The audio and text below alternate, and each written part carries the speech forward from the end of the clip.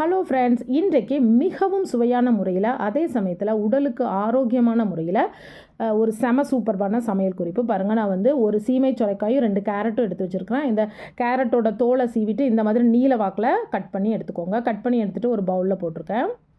அதில் வந்து கொஞ்சமாக பட்டர் போட்டுக்கோங்க. ரொம்ப கம்மி, ஒரு 1/4 டீஸ்பூனுக்கும் கொஞ்சம் கம்மியான அளவு பட்டர் ஆட் பண்ணிவிட்டு நான் வந்து இதை மைக்ரோவேவ் தான் பண்ண போகிறேங்க. நீங்கள் வந்து அடுப்புலையும் பண்ணிக்கலாம். அடுப்பில் அடிக்கனமான பாத்திரத்தில் கொஞ்சமாக பட்டர் போட்டு கேரட் போட்டுக்கோங்க, அவ்வளோதான். இதை வந்து ஒரு 3 நிமிஷத்துக்கு நான் ஹாஃப் குக் பண்ணி எடுத்திருக்கேன். பாருங்கள், இந்த மாதிரி நல்லா, ஏன்னா கேரட்டோட குக்கிங் டைம் வேறு, zucchini வந்து அதாவது இந்த சீமை சுரைக்காய் ரொம்ப குயிக்காக வந்துடும். அது ஒரு கேரட், அது வந்து கியூக்கம்பர் மாதிரி, வெள்ளரிக்காய் மாதிரி. இப்போ பாருங்கள், கேரட் ஹாஃபாக வெந்ததுக்கு அப்புறமா நம்ம வந்து சீமை சுரைக்காய் போட்டுக்கலாம். போட்டுட்டு நல்லா மிக்ஸ் பண்ணி விட்டுருங்க. மிக்ஸ் பண்ணிவிட்டு இப்போ திரும்பியும் நான் மூடி மைக்ரோவேவில் ஒரு 3 நிமிஷத்துக்கு குக் பண்ணி எடுத்துட்டேன்.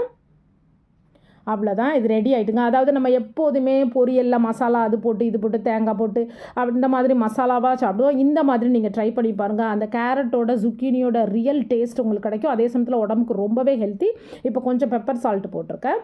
இதே மாதிரி ட்ரை பண்ணுங்கள். உடம்பை குறைக்கணும்னு நினைக்கிறவங்க 2 எக்கு பாயில் பண்ணிவிட்டு இந்த மாதிரி வெஜிடபிள் டின்னருக்கு சாப்பிட்டிங்கன்னா கண்டிப்பாக உங்கள் உடம்பு நல்லாவே குறையும். இதே மாதிரி நீங்கள் பீன்ஸு, ப்ராக்கோலி, காலிஃப்ளவர், அப்புறம் பம்கின், ஸ்வீட் பொட்டேட்டோ இதெல்லாமே பண்ணலாங்க. சூப்பராக இருக்கும்.